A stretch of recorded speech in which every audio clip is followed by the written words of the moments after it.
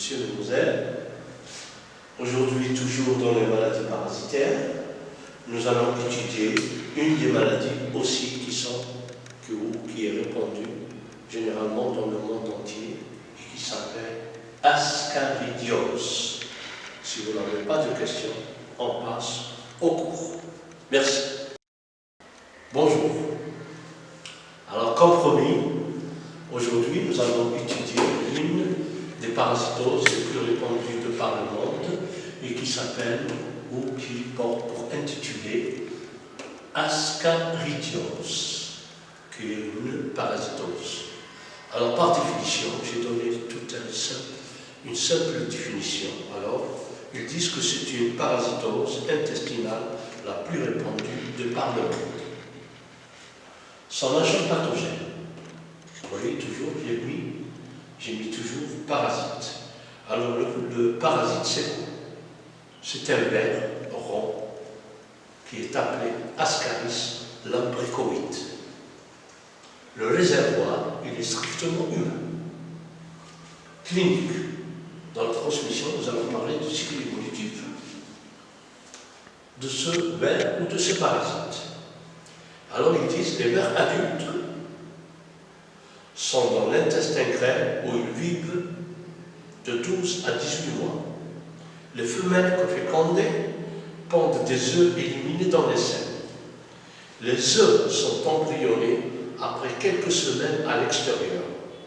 L'homme s'investe ou se réinveste en consommant des os ou légumes contaminés par les embryons.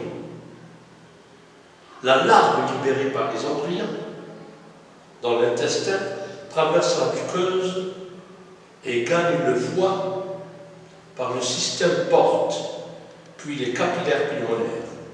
Elle traverse la paroi de l'alvéole pulmonaire et remonte l'arbre trachéobronchique.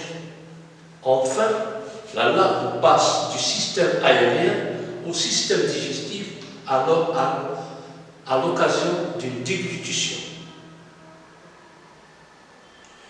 Elle se transforme en ver adulte dans l'intestin grêle. Incubation. Sa période, elle dure entre 6 à 8 semaines. Les symptômes: fièvre et toux, appelé communément syndrome de Leclerc, nausée, douleur abdominale, manque d'appétit, irritabilité. Les complications. Alors la complication majeure, c'est l'angiocolite fébrile, ça veut dire c'est l'atteinte de la vésicule biliaire. Pancréatite aiguë, appelée hémorragique, appendicite ou occlusion intestinale.